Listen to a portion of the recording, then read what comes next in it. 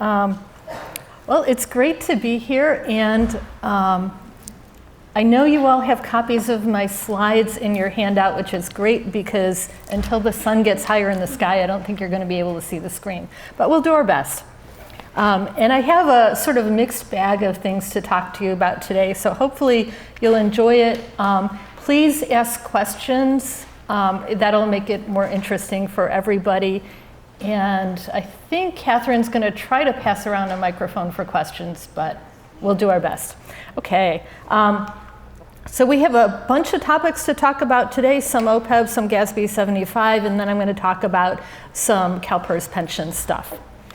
And start with GASB 75. So this is going into our second year of reporting under GASB Statement 75 for OPEB plans. This is probably impacting most of you except for a few lucky agencies who never got around to giving OPEB benefits. And they're probably being very smug right now. But everybody else is on the second year of reporting. And let's just talk about what you have to do this year. A lot depends on your setup of all the dates last year. How did you arrange last year? It's the very most common thing people did in year one. It was fiscal year end 6/30/18. That was the first year GASB 75 was effective. Most people had their actuaries do evaluation June 30th, 17 and used June 30th, 17 as the measurement date. And that gave a year lag, so hopefully a little bit more timing, particularly if you're a funded plan, a little more timing to get organized and get numbers out. It's also kind of the schedule CalPERS uses, so people are sort of, even though lag doesn't make a lot of sense, people are kind of used to it. If that's what you did last year, probably what you're going to do this year, it'll be June 30th of 19. You're going to use a June 30th, 18 measurement date, and you're not going to do a new valuation. You'll still have the full valuation from June 30th, 17 that you'll be using this year. Okay. But that might not have been what you did. You might have had this. You might have been last year, June 30th, 18 reporting date. You might have had the measurement date be June 30th, 18 and used a 2017 valuation. If that's what you did last year, then probably what you're going to do this year is you'll have June 30th, 19 be your measurement date, because the measurement date's going to move right along and always have the same relationship to the fiscal year end. But again, you're not going to need to do a new full valuation, so you'll still be using your 2017 valuation. Another thing you might have had was you might have been, last year had a reporting date of 18, measurement date of 17, but you might have been using a 2016 valuation. And if that's what you did, now your measurement date's going to move forward 1 year, your measurement date's going to go from 17 to 18, but there's a rule about the valuations have to be every 2 years and they can't be more than 2 years before the fiscal year end. So if you had a 16 valuation before, you're going to need a new full valuation. Probably you'll choose June 30th of 18 just to kind of keep the timing lined up the same way. Okay, so most people are probably not going to need new valuations, but a few people will. So, as I said, if you don't need a new valuation, it's not like we can put 2 years worth of numbers in one report like we did before under GASB 45. You still need a new valuation. Technically, you could do it yourself, but probably you're going to get it from your actuary. And we call them roll forward valuations, or sometimes interims or updates. The thing that distinguishes this from a full valuation is that we don't collect employee census data. So we're not coming to you and asking for details on all your people, what plans are they enrolled in, all that kind of stuff. We don't need that, only on a full valuation. If you are funding, we do have to update everything to the current asset values. Okay, so we will be asking for asset values. If you're not funding, it'll have to get updated to the new municipal bond rate at the measurement date. So either way, one of those two things is going to happen. Either we're going to need current assets or we're going to need a current municipal bond rate. So that means kind of the valuation has to be redone in this roll forward process. It's not totally straightforward. And then the last thing we're going to do is reflect your actual contributions during the fiscal year. So because you're always changing, you're either reflecting the actual assets or you're changing the bond rate, there's always going to be a new deferred inflow or outflow showing up this year due to one of those changes. If you have assets, you're going to get an investment gain or loss. I had to put this last bullet in because I was writing my slides and I was saying there's always going to be an investment gain or loss, but we actually looked at one valuation where it came out to 0. But probably that was once in the history of the world, and it's never going to be exactly 0 again. But so typically you'll get an asset gain or loss or a change due to the change in the municipal bond rate. Okay, so what do we need besides that? You're going to do new updated notes and RSI disclosures this year. You're going to need covered employee payroll. This is always a difficult issue, and we push it back to the auditors a little bit because sometimes this number is hard to get. But if you read the definition, for most plans, unless you're making a contribution to the fund as a percentage of payroll, but probably no one is. So for everybody else, what's that payroll is defined as is total payroll. So something like Medicare wages for all the people who could be eventually covered by the OPEB plan. So probably that's everybody except your really part-time people and your temps. And you count their payroll even if they went in or out during the year. They still count in total payroll. So this is not a number your actuary has. It probably will come out of your payroll system. It's not PERSable pay. It's very different from PERSable pay. So it's a number you'll have to work with your payroll people to get. And then I think that the question is, if it turns out to be difficult, how much effort is it worth spending? And that's where you talk to your auditors about what should we do. So you need the payroll, either through 630-19 if you're funding, or if you're not funding, you'll need 17-18 payroll. The second thing we want to do is confirm that there's been no substantial changes to the plan. And what we mean by that is we don't want to know if the deductible went up $100. We want to know if you made some really big change that's going to change everything. Okay. If there was a significant change and it happened before the measurement date, then the actuary is going to have to update all the numbers to reflect that change. If the change happened after the measurement date, it does not change your GASB 75 reporting information, but you might have to write a note about subsequent events.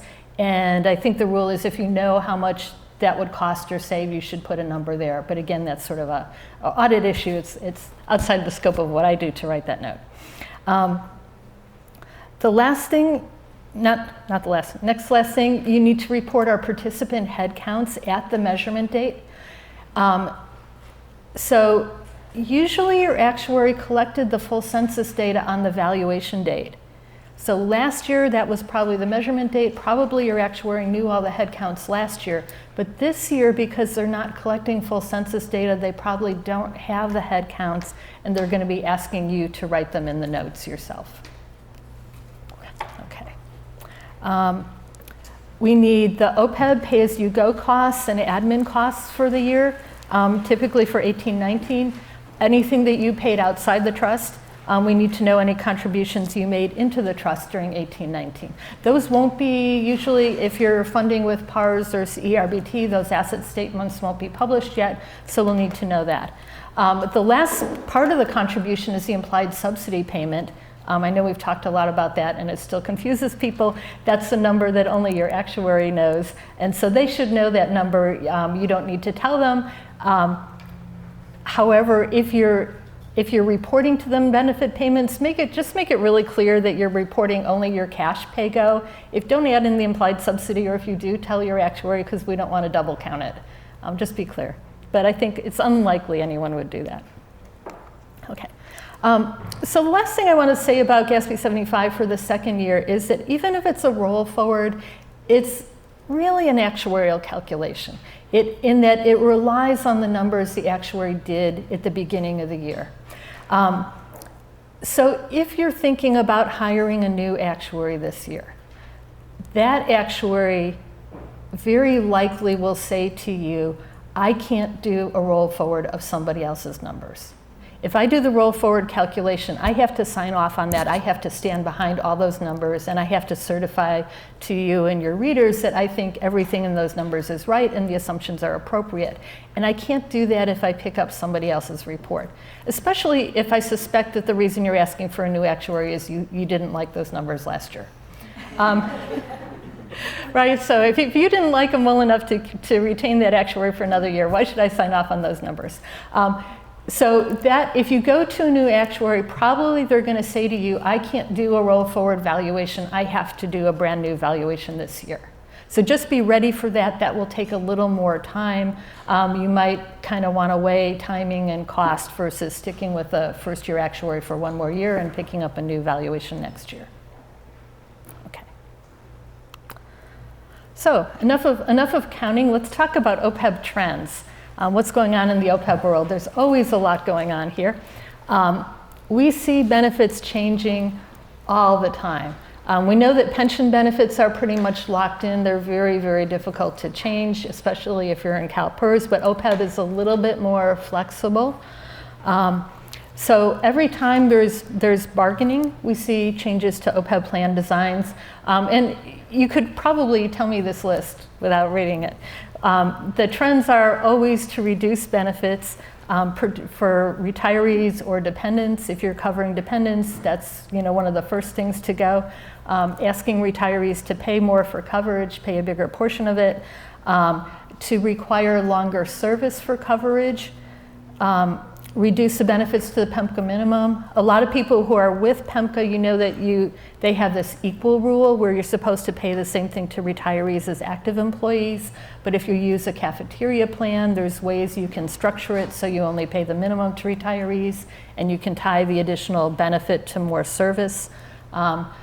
So there's a lot of, if you're with CalPERS Healthcare, there's a lot of work around restructuring that to reduce benefits or eliminate OPEB coverage altogether. And one thing that people are really happy about doing is providing HRA accounts to active employees and then telling them that's the money they have for retiree healthcare. That gets you out of the whole GASB 75 world. So all that's happening all the time. But one of the other trends we're seeing is people are actually starting to fund OPEB plans. There's a little bit of, I guess what I should have said on why are we reducing OPEB plans. I think in a lot of cases it's so I can have some money to pay CalPERS, okay? That's really the big problem in reducing OPEB benefits is one of the solutions. But in spite of that, we still see people funding OPEB plans more and more. This is data from our database of California agencies. This was pulled in the winter, so it was before our last round of valuations. We've got about 225 plans in here. And the way you read the chart, if we can see it, is the top line at the left is just 100% to kind of give you an anchor for the chart. The first column is how many of our plans have some funding at all, more than 0%. Now some of these are people who actually opened a trust and they put like $100 in it and it's been sitting there with $100. Okay, so it's not necessarily very funded, but there is a trust with some money. That's 65% of our plans. Okay, so the next column says how many are over 10% funded, 58%. If you walk down it, 27% of our plans are over 50% funded. It's pretty amazing. We actually have 8% over 100%, which may not have been exactly where they intended to be, but that's where they are. All in all, our average plan is 33% funded and the median's about 25%. I think that's amazing. Okay, this is not a random selection of agencies. These are a lot of our clients, Bartel Associates clients, and a lot of them have been working with us for 10 plus years, and every single year they talk to John Bartel and he tells them to fund their plan. Okay, so they're not random. They've been hearing this message, and I think this is a little better funding than you would see around the country or around the state for sure. But I think the perception is that nobody is funding OPEB plans. I went and spoke at a conference of actuaries last fall in Colorado, and they made me talk about funded plans because none of the other actuaries on the panel had worked with any. And they were all kind of impressed that it's fairly common in California. So I think we're doing very well, and this is pretty remarkable progress. I just want to show you one other chart for comparison. When we cut our data, question in the back. Quick question on the previous slide. How many clients in the database? This is 215. Thank you. When we cut the database and get only the special districts, it's interesting. A lot of these are water districts and fire, I think, primarily of the special districts. There's 75 here, and the average actually goes up to, the average funded status is 45%, and the median's 39. So they're actually a little better funded than the overall clients, which is kind of what you'd expect. Okay. Catherine asked me to talk about common OPEB mistakes. I think she's hoping to head off some issues, but I know that these are not going to apply to anyone here. You're laughing. Yeah. Okay. So most of these really revolve around communication. If your plan changes, the actuary and the auditor want to know all those changes, even if they're not effective.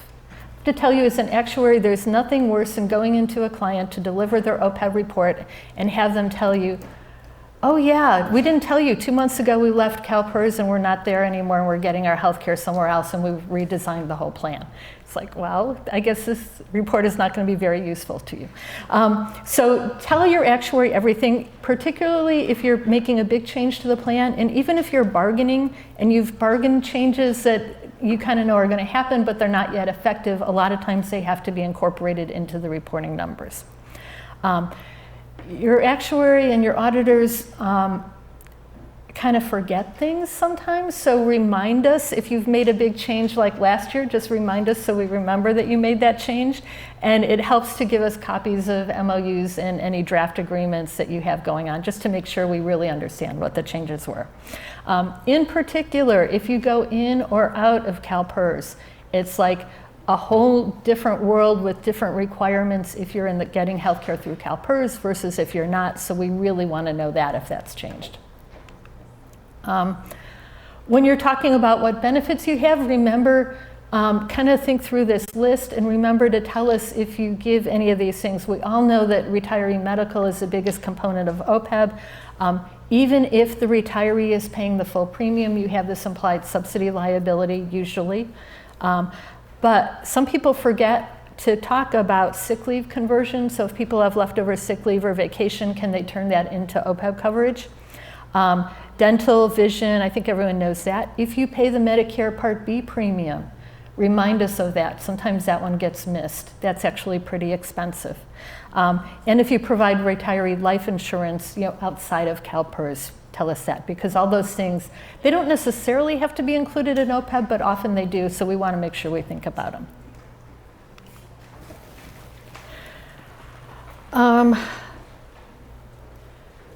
Probably the biggest issues we have in doing valuations revolve around incomplete data, employee census data. If you're working with CalPERS, we really recommend using their database. It takes a long time to get, especially if you're looking for 6/30 of 19, you'll probably get it in October maybe, and they process them in order received. But that data, it's getting better and better. They're making the medical payments, they know people's birth date, they know their spouse's information. They have a really good handle on the data, so it's a good place to start at least. We want to know all your retirees who've waived coverage. Why do I want to know about the people who are not collecting? Because one of my assumptions in my valuation is how many people who retire from your agency are going to choose to take medical coverage once they're retired. If you're providing a really generous benefit, likely it's most of them, but if it's not so generous benefit, it might be half. I can't evaluate that very well unless I know how many people of your retirees are not taking coverage. If you only show me the covered people, it's harder for me to guess. So that's why I want to know that. It's not that it's going to add to your costs. When you send the data, make sure that, if you're paying the Medicare Part B premium, that's listed in the data, and that it's all at the right date. So it's kind of common stuff. The biggest thing is plan ahead. Figure out, do you need a roll forward valuation or do you need a full valuation this year? Start talking to your actuary, make sure they're set up to do that. Start gathering the information like the payroll and the head counts. talk to your actuary, and make sure your actuary knows what your audit deadline is, particularly if your auditor wants to start doing work in August. Make sure your actuary knows that it's got to be done in August. They don't have till October, okay? They can usually work with you as long as you give them some lead time. Okay, we're going to change gears totally and talk about PEPRA normal cost. And I think this, let me ask, I don't have a prize for this question. There's going to be too many hands, I think. How many people were surprised on July 1st when your PEPRA people started having different withholding for CalPERS? A couple hands up. They weren't surprised, but they were surprised. He says he wasn't surprised, but the people were surprised. Yeah, I've had a few agencies who were surprised, and we've been hearing that people are rerunning payrolls. Yeah, so we're seeing that this is really the first year we've had widespread increases in the member normal cost for PEPRA people, if you're in CalPERS. And I'm really sorry, I'm going to assume most of the rest of this talk is going to assume you're in CalPERS, and I know not everybody is, so you can just bear with us, sorry. Okay, so what's the origin of this? And first I'm going to talk about people who are not in the risk pools, okay? PEPRA says that members have to pay half of their normal cost, okay? So the normal cost is, you can think of as how much the benefits people are earning during the year cost. So the PEPRA members are supposed to pay half of that cost. It's not calculated on a person-by-person basis. What CalPERS does is they started out at the beginning of PEPRA of pooling together everybody with the same benefit formula, which would be all the miscellaneous people or all the safety people, and figuring out on average what was half of the normal cost for all those people. And they keep using that pooled basis until either half of your agency's members are in PEPRA, or you have 100 members in PEPRA, and that's a quarter of your total active people. So it took a long time for this rule to kick in and to move off of the pooled calculation and into the individual agency calculation. And when that happens, when they start using your agency's data, you can see a big change in the PEPRA normal cost. The other thing that changes PEPRA normal cost is things that change the normal cost in general, and the biggest of them is the discount rate.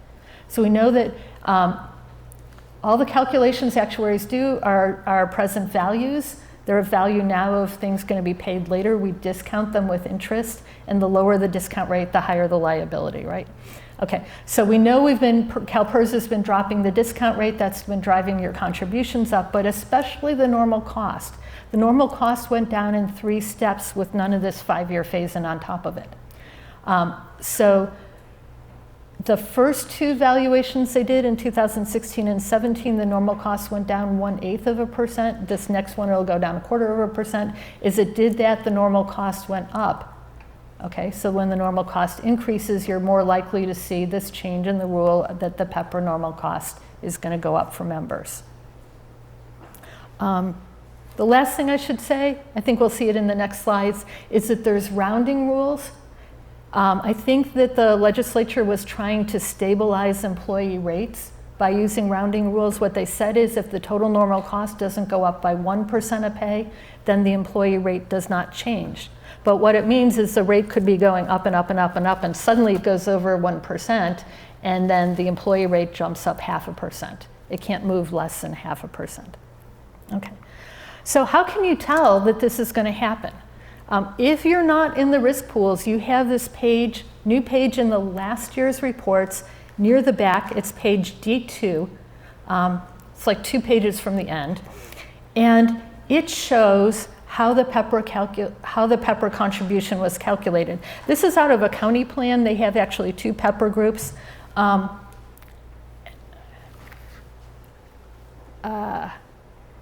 Kath, I can't walk because I'll lose the microphone, so I'm just going to point. Okay, so you can see for each group there's a column that says basis for current rate. That's what your current sort of last year's PEPRA normal cost was based on, and it tells you the total normal cost for that rate that you're currently paying and what the member rate was. Okay. Then it says, for the rates that are going to start July 1st, 2019, what is the total normal cost? In that column, then it says, how much has it changed? And then if it's over 1%, you'll see the change needed column says yes. And if it's less than 1%, the change needed column says no. And then it'll show you the new member rate. Okay, so the first thing you want to do in August when you get your new valuation reports from CalPERS is find this page G2 and check out this slide and see what it says is going to happen to your PEPRA people next year. Okay, but it's kind of, you don't really know from this page, is CalPERS still calculating my numbers based on my people, or is it the pool, or is it my people, and are we going to see a change? So they have this, okay. We have a page D1 that comes right before D2. And D1 is really interesting, at least to us actuaries, because it looks at each rate group you have and says, what is the normal cost for that rate group? Okay. And what you can see, a couple things. One is you can tell how many people you have in each rate group. I think I have some numbers here. So for this plan, they had 249 total people. If they wanted, they don't have 100 PEPRA people, they only have 62 plus 25. And half of the people are not PEPRA, they're over a quarter. They're not using their own numbers, they're using the pooled numbers. The other reason you can tell that is because the normal cost there doesn't match the normal cost on the slide before that was used to calculate their rates. Okay. So what you can tell from that is these are being calculated on the pooled basis, the actual amount that members are paying. Sooner or later, they're going to go over the triggers and trigger their own normal cost, and it'll be a really different calculation.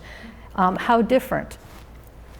If you look at the peace officers here, their real cost is 18.78%. Half of that would be 9.39, so they should be paying like 9.25 members, but the members are actually paying 11. So once they go over the trigger and use their own agency's rate, members are going to see a drop from like 11% to 9.25%. They'll be happy.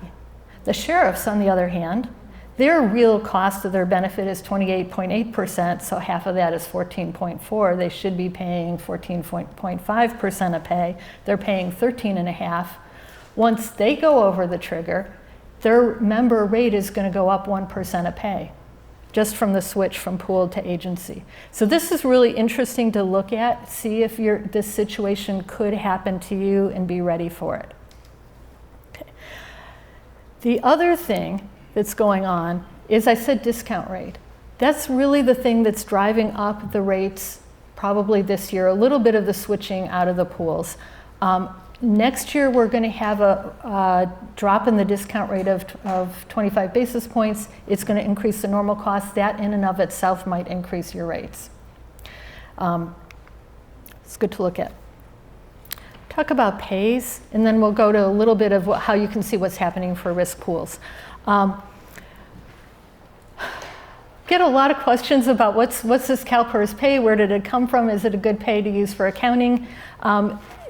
Appendix C shows a lot of data about your current people, and they have this row that is called annual covered pay. That's your actual, if you're looking at your 17 report, that's your actual 16-17 pay. So it's last year's payroll for your people, sort of annualized.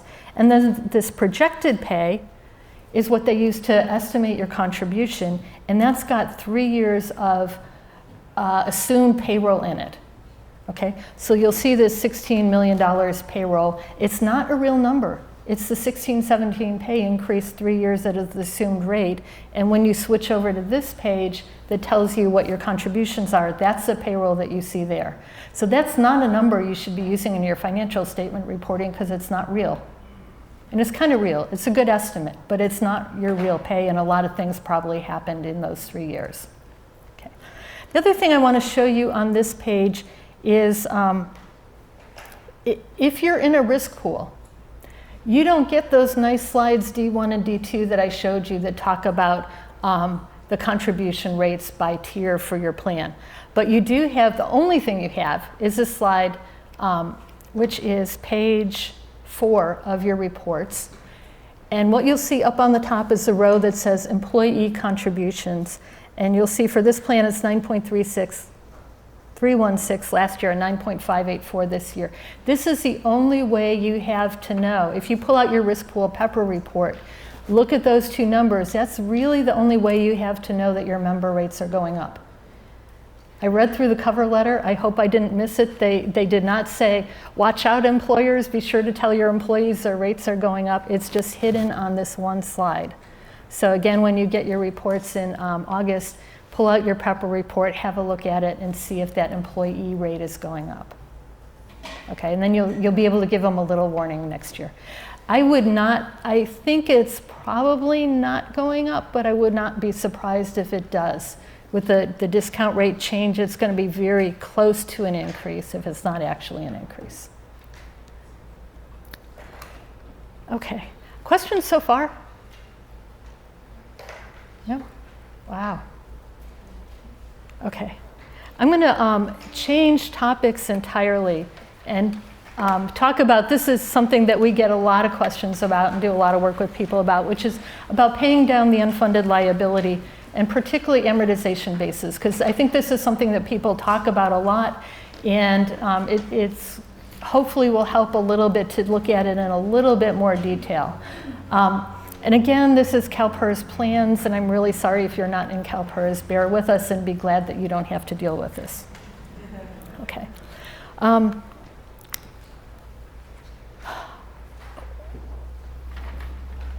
When we do contribution projections for clients, we often, geez, can you even see a green line on this chart? Yes. Okay, good. I can't see it from here. Barely. There's a green line. It goes up a little bit and then it comes down. That's how we project out your contribution rates as a percent of pay over the next 40 years. And there's some little, what I'm sure you can't see is little lines above and below the green line that kind of give sort of an error bar, how different it could actually be. That's what we think the actual contribution rate will be over the next 40 years, our best guess. The purple line is how much of that contribution rate relates to your current unfunded liability right now. Okay? So when you think about your future contribution, there's actually three pieces to it. There's paying off your current unfunded liability. There's normal cost. You're going to pay that every year also. That's the cost of benefits that people are earning every year. And the third piece is things that happen between now and the future. Good things or bad things. Bad things like CalPERS has an asset loss. 2019, do you remember what the rate was? No, they were 6.7. 6.7, I think, something like that. They didn't make their 7. They were under it a little bit, so there's an asset loss that'll add a new piece of unfunded that we'll be paying off. We think that in general, they're not going to be hitting their target for over the next 10-ish years, so there'll be unfunded added for that. So that's kind of what's between the purple line and the green line. Normal cost, which you pay as it happens every year, and then stuff that hasn't happened yet, so we don't know exactly what it is.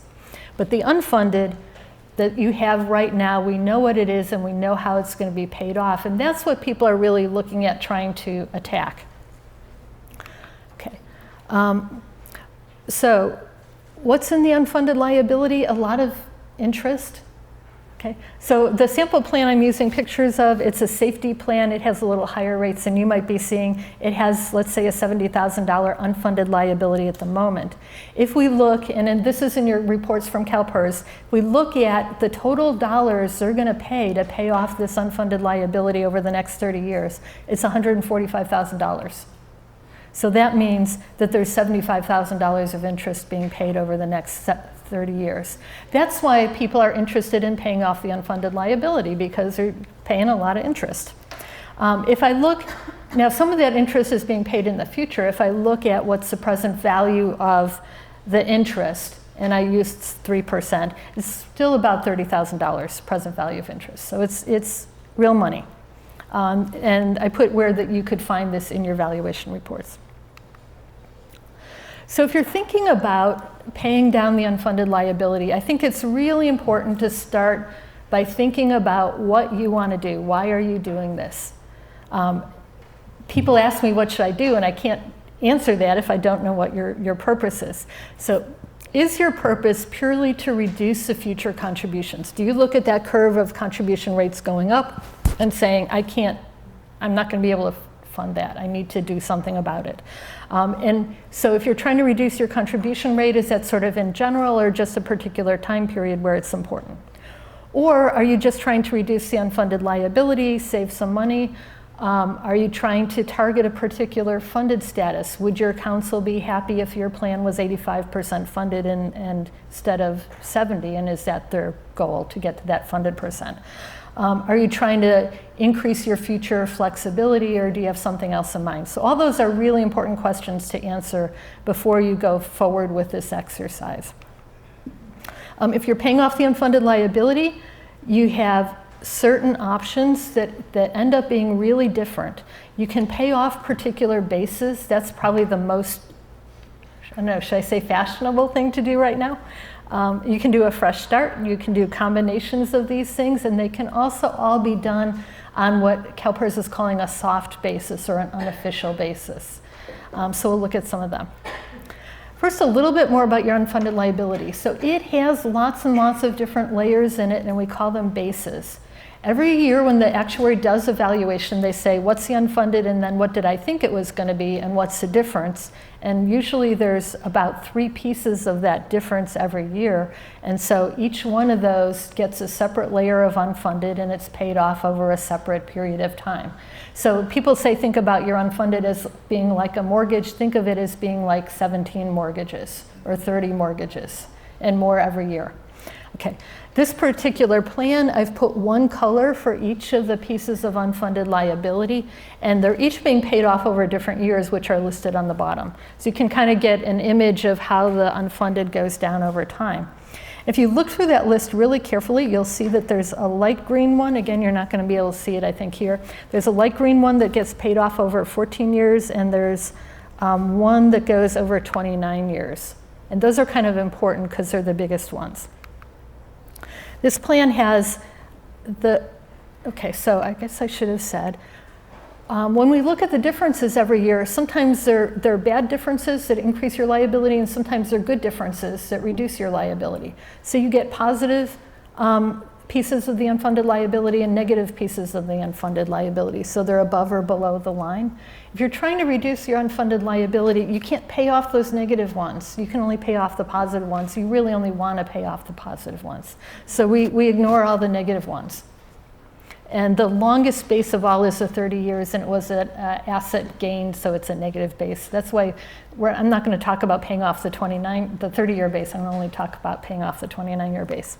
Okay, so this plan has a loss base that has 29 years left. It has a loss base that has 14 years left, and it has all these other ones in between. And we kind of look at the endpoints to show you what's the most you could do in either direction. Altogether, they add up to the 70 unfunded liability.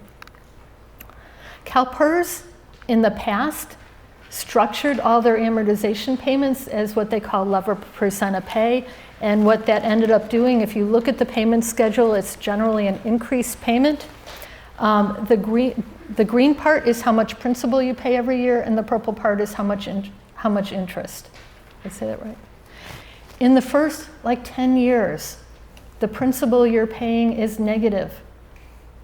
So it means you're not even covering interest on the liability, and the liability keeps on growing. Okay, so that's why if you pay off a base that has a really long time period outstanding, you're saving tons and tons of interest, because you're going to pay all this interest over all that time. If you're paying off a short base, you're kind of like at the end of that schedule where there's not a lot of interest left and there is a lot of principal, so there's sort of less savings there. Okay. So when you go to CalPERS, you say, I have CalPERS, I have some extra money, I want to pay off some of my unfunded liability. Probably what they're going to say to you these days is, well, would you like to apply that to a short base or a long base? Actually, they'll say, which base do you want to apply it to? They won't give you a hint, okay? You're going to pick one, and whatever you pick, you can't change it. Okay, so you want to pick right. If you say, CalPERS, I want to pay off my shortest base, what's going to happen? Actually, in any case, what they do is they say, oh, next year we have more money. We have more assets than we thought we did. The unfunded is smaller than it would have been if you didn't give us this extra money. So you don't have to pay so much in your contribution next year. Okay. If you picked the very short amortization base, remember at the far end of that schedule where you were paying mostly principal, your contribution will go down perhaps noticeably, what they'll tell you to pay the following year. If you picked a long base, so you'll get a really little reduction in your contribution. But if you pick a long base, you're prepaying all that interest, so you're going to save a lot more money in the long run. Okay. How does that work? Okay. The black line is kind of the purple line, the payments that went with the unfunded liability. In this plan, I said, let's say I give, how much should I do? $5 million, and I target the very shortest base there was, that one that was 14 years. So in the first year, I make an extra payment of $5 million, and then CalPERS says, oh, we have all this extra money, you don't have to pay so much next year, and they make my payment be less over the next 14 years. But it's kind of like I spent that money over 14 years. After 14 years, that amortization base is done. I've run out of the extra money, and my contribution goes back to being exactly what it would have been if I didn't pay anything extra. Okay.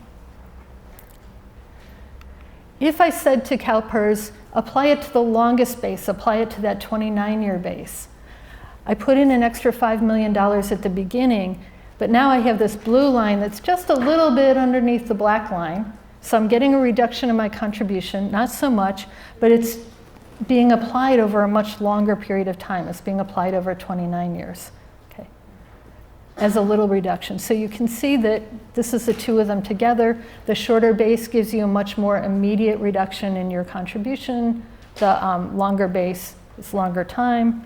If I look at what happened to my unfunded liability, I get a big drop in my unfunded liability, big relatively, not really, $5 million drop in my unfunded liability right away. But by the end of 30 years, it's gone. I'm right where I would have been. Okay. This may or may not be what you wanted to happen. Some people want that to happen. They need the reduction in contribution, and they have a source of funds. They can find some money to put in and get a reduction in contributions.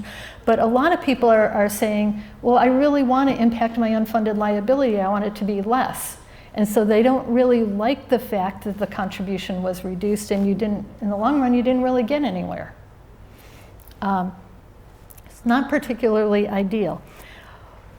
What you can do is give CalPERS, let's go back and look at one of these pictures. You could give CalPERS an extra $5 million, and then next year when they say your contribution will be less, what you have to say to yourself is, I know they're telling me my contribution is less. I'm not going to pay that.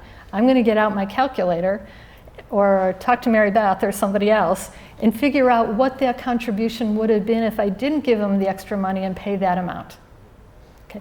So I'm going to make all my future payments be right along the black line where it would have been, and that way I'll actually get my unfunded paid off sooner. That's a lot of work. CalPERS cannot do that contribution.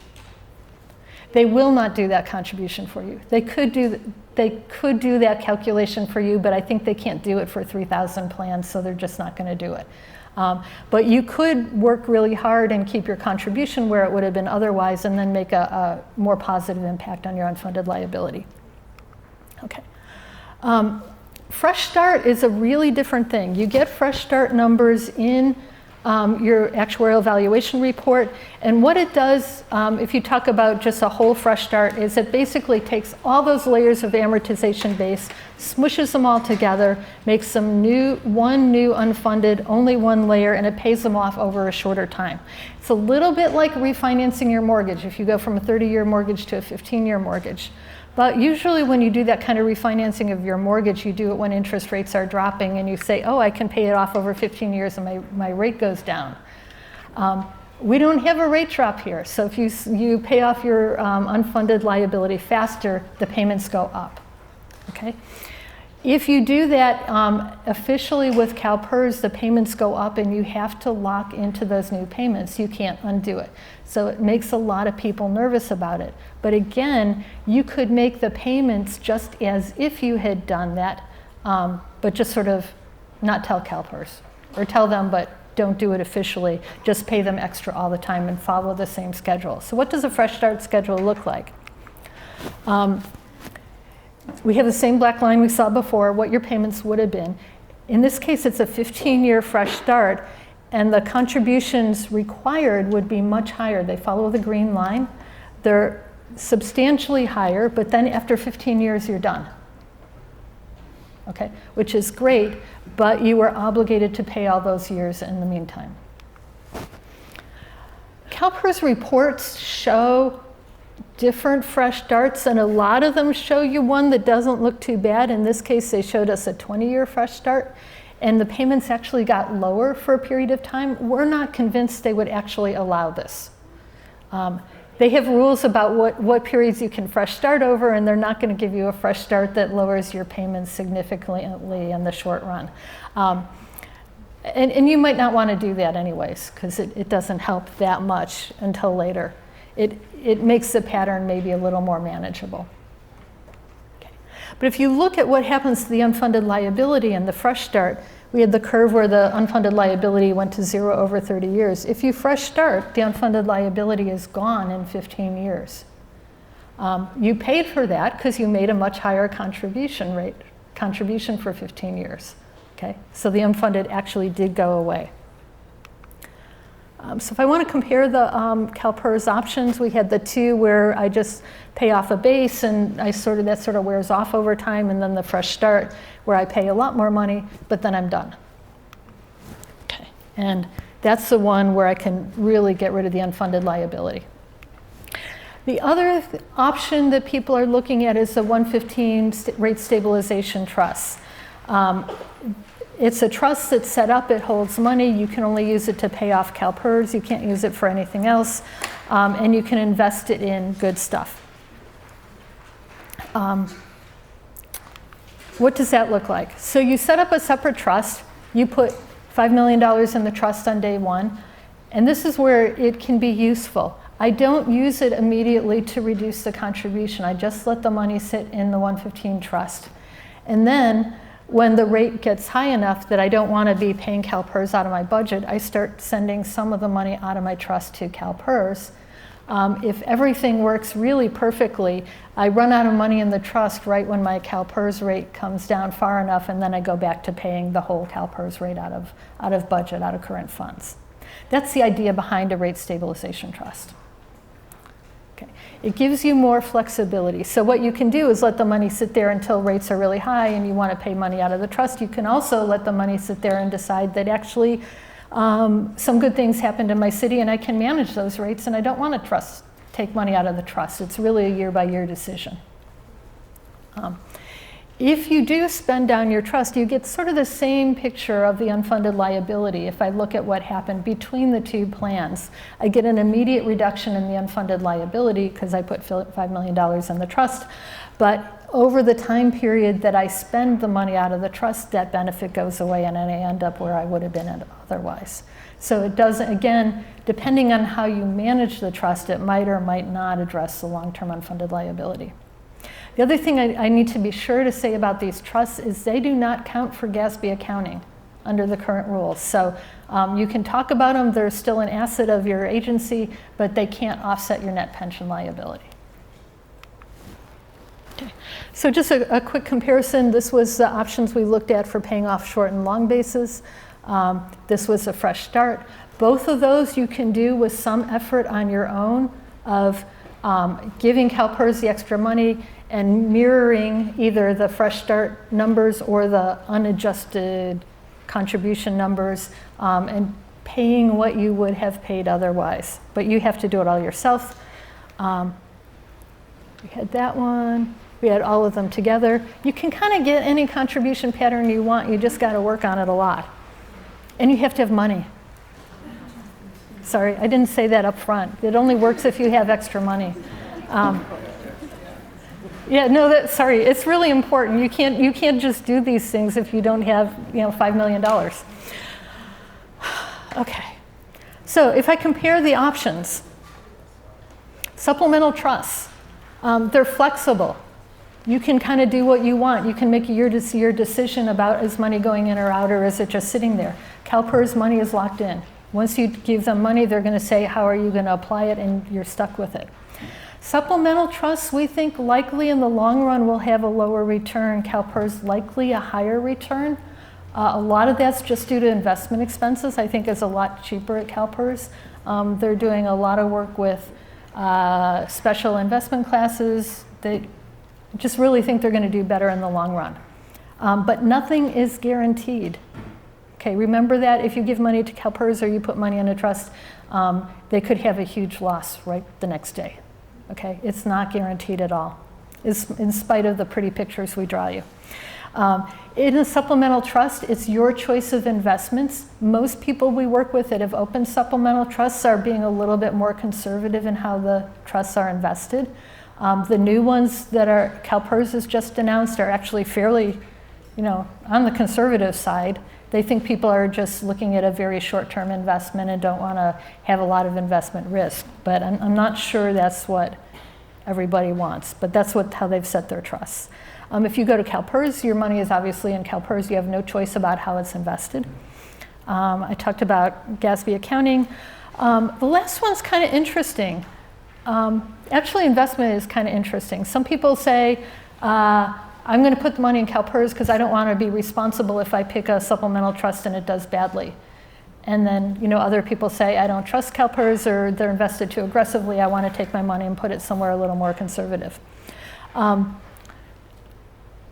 Supplemental trusts, if you put the money in a supplemental trust, you can see it. Okay? You get a separate accounting statement. You can report it separately in your financial statements. If you've asked your employees or your citizens or your ratepayers to make a big sacrifice to pay off CalPERS, some people are they like to be able to say, look how much money we have. Look what we did with what you gave us. We've saved it up. Here it is. And they feel like if they give it to CalPERS, it's not really gone, but you're not going to see the difference. It's going to make a tiny little difference that you can't really track. So I think the visibility ends up being a deciding point for some people. So there's a lot of considerations. Really, obviously, it's not going to be the same for everybody. Everybody's not going to have the same answer. I talked about a bunch of options. You can mix and match them. You can do a little bit of both. You can do fresh start, a little bit of your unfunded. There's many, many options. CalPERS has a tool you can get from your actuary that lists out all your amortization bases and what happens if you put extra contributions towards them. So if you're thinking about this at all, you might ask for the tool. There are a couple of cautions. If you work with it, what I've found is if you tell it you want to pay off a base, it will let you pay off more than the base. It'll let you pay off much more than the base without giving you a big error message, and so it'll look like you're going to save a lot of money, and that won't actually happen. It will let you pay off negative amortization bases, which you can't do, and it at least used to have a column about a soft fresh start that was totally wrong. The other thing about it is they'll give you one spreadsheet for each of your plans. So if you have like 9 risk pool plans, you've got to add them all together. There's no consolidation. But it's actually handy and it's really nice for playing with the numbers, but certainly before you make a final decision about anything, talk to your CalPERS actuary and say, here's what I'm thinking of doing. Did I do it right? Okay. Last cautions on this whole presentation. Everything I talked about was only for the current unfunded liability, so you can manage that, you can get it paid off, but remember that you're going to be having new unfunded liability arising as you go forward, and there will be new gains and losses, so it's not like you're going to be done with everything when the current unfunded liability is paid off. You'll have for sure new unfunded liability.